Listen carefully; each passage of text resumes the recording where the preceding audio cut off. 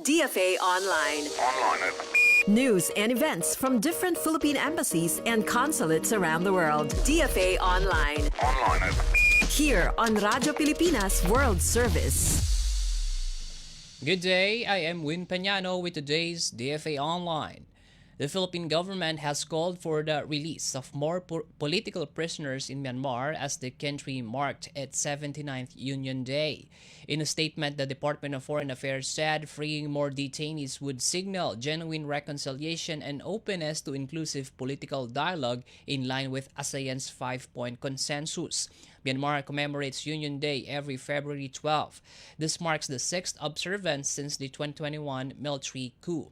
Rights group Assistance Association for Political Prisoners report over 22,000 individuals remain detained. ASEAN meanwhile urged Myanmar to reflect on unity, dialogue, and peaceful cooperation. DFA Online. Here on Radyo Pilipinas World Service. In our news, Philippine officials took part in the World Government Summit 2026 held in Dubai from February 2 to 5, reaffirming the country's commitment to global dialogue on governance and public sector reform. Leading the delegation were Ambassador Alfonso Ferdinand Ver and Consul General Ambrosio Brian Enciso, alongside key cabinet officials including Economy Secretary Arsenio Balisacan and Migrant Workers Secretary Hans Leo Kakdak. Discussions focused on adaptive and people-centered governance amid global challenges. At the Shaping Future Governments Roundtable, Philippine officials shared insights on development planning, digital governance, and regulatory reform, highlighting the country's push for modernization and institutional capacity building. DFA Online. Here on Radyo Pilipinas World Service. More news from the Philippine Service Posts.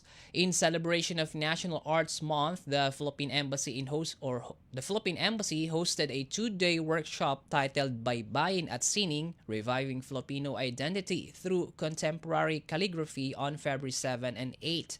Held at Centro Rizal and the MWO OWA Training Center, the event highlighted Baybayin, the country's pre-colonial writing system, and its relevance in modern artistic expression. The workshops were led by award-winning calligraphy artist George Ian Joseph Taipan Lucero. Ambassador Maria Angela Ponce emphasized the role of the arts in preserving heritage and strengthening national identity. Participants engage in lectures, hands-on writing sessions, and a collaborative Baybayin artwork symbolizing shared Filipino heritage. DFA Online. Here on Radyo Pilipinas World Service. Meanwhile, in Japan, Philippine Ambassador to Japan Mylene Garcia Albano joined members of the Diplomatic Corps and Japanese officials in opening the 2026 Japan Through Diplomats' Eyes photo exhibition in Yokohama on February 4. Held at the historic Yokohama Red Brick Gallery, this year's theme, Journeys Across Japan, showcases the country through the lenses of diplomats. Her Imperial Highness Princess Takamado highlighted the exhibit's role in strengthening cultural understanding.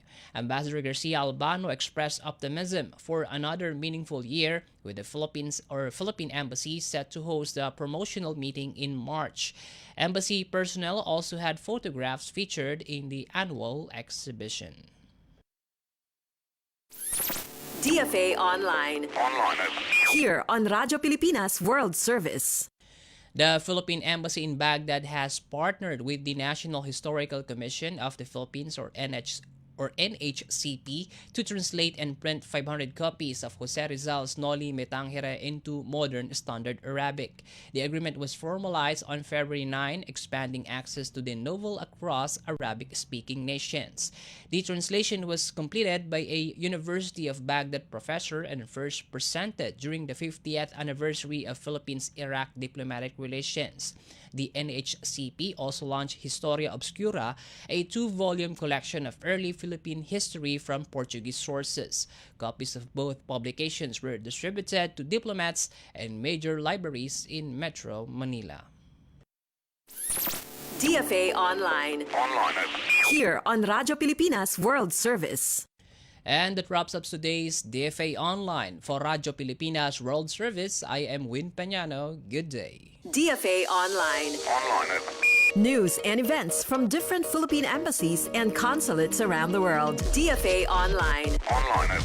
Here on Radyo Pilipinas World Service.